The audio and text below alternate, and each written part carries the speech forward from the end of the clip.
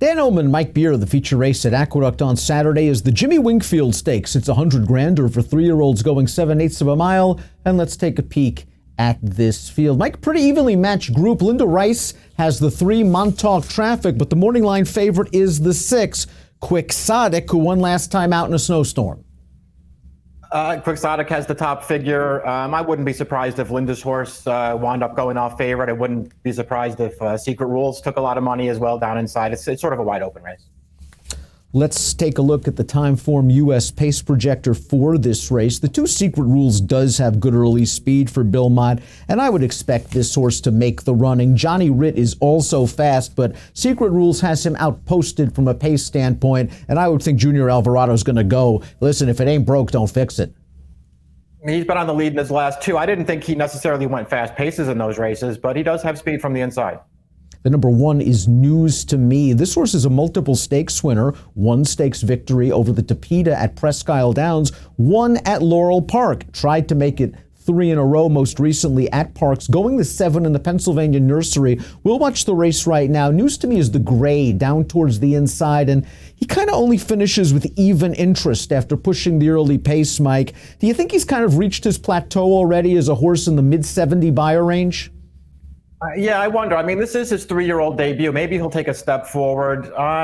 Listen, he ran fine in his last 2 starts. I didn't think he ran great either time. In this race we're watching here, I mean, he did contest the pace, but the horse he was contesting it with wound up finishing second in that race and, easily outfinished this horse. So he didn't run great. I didn't think he ran great when he won the Lewis 2-back either, but he did get it done that day.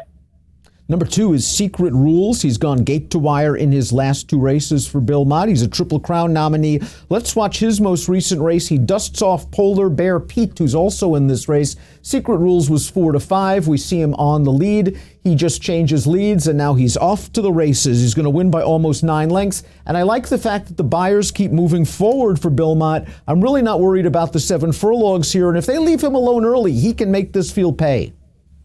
Yeah, he can. I mean, I thought he got away with a pretty soft pace in this race right here. He was just too good for these horses. He wins easily. His race 2-back, he sort of ran a similar figure. The pace really wasn't that fast that day either. And I'll tell you what, he looked beat by that big long shot Flatter Me in the stretch. He found a way to dig down and come back and prevail, but it certainly wasn't a very impressive win. Let's put it that way.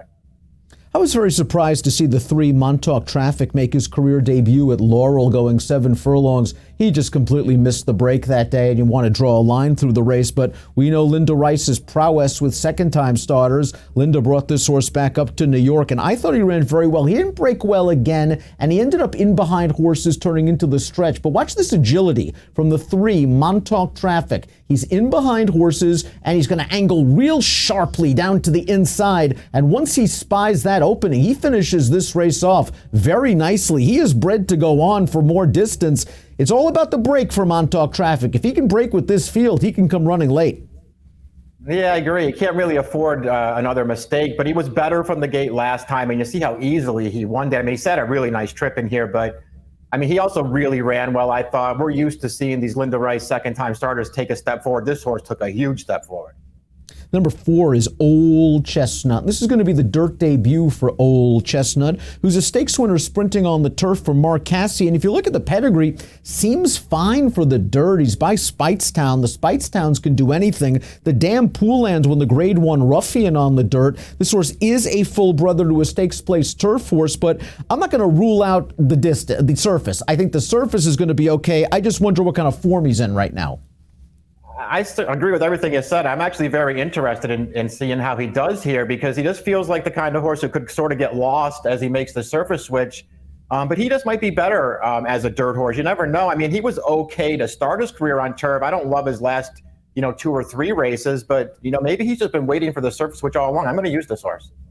Johnny Ritt's the number 5. He's already finished behind News to Me on 3 occasions. He got away from News to Me last time out, and he made hay. December the 30th, Parks, race number 7, sloppy track. Johnny Ritt went to the front, and he's just better than these horses going 6 furlongs. I kind of have a feeling he's better at 6 than he is at longer distances, and I'm not sure how he's going to deal with the pace seat provided by the 2 Secret Rules, but this race did earn a big figure, and I guess you can upgrade him if the track comes up wet.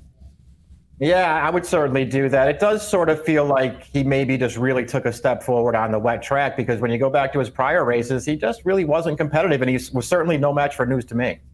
Quixotic has done little wrong from 2 starts for trainer Jonathan Thomas. 80 Beyer speed figure last time out. We mentioned it ran in a snowstorm, and as they turn into the stretch, Quixotic is on the lead. He's taking a little bit of pressure from the outside horse, Mr. Phil, who just seems to like to be a bridesmaid, doesn't he? Yeah, Mr. Phil, he is what he is. He's not terrible, but he's not great. I guess if nothing else, when Mr. Phil came back last week to run at Aqueduct, he didn't win again, but he confirmed the figure for this race. He ran another 73 Beyer speed figure. It sort of suggests that this 80 that Quixotic earned was legit, and this horse ran very well in both of his races so far. Guessing a good trip's coming for this horse as well, drawing outside the other speeds with enough speed to stay within range. He might work out the nice 3-wide tracking trip under Eric Cancel. Polar Bear Pete, we talked about him briefly. He was dusted by Secret Rules last time out by going 6.5 furlongs. I'm not sure how he's making up 8 3/4 lengths on this horse in 29 days.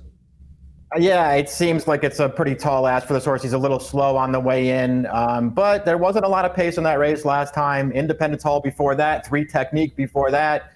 Maybe he's a little dirtied up.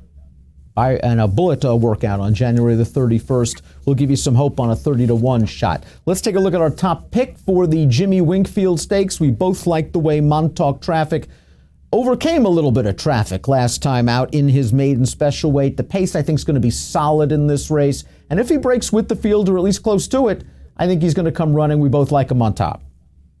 Yeah, I liked his win last time. I'm going to go right back to this horse in a race that I just didn't really love anybody, Dan, but I thought this horse ran really well last time.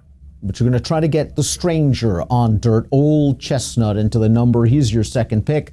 3-4-2-1 for Mike, 3-6-5-2 for me. It's the $100,000 Jimmy Winkfield, your feature race at Aqueduct on Saturday, and it has an approximate post time of 4:25 Eastern. Good luck.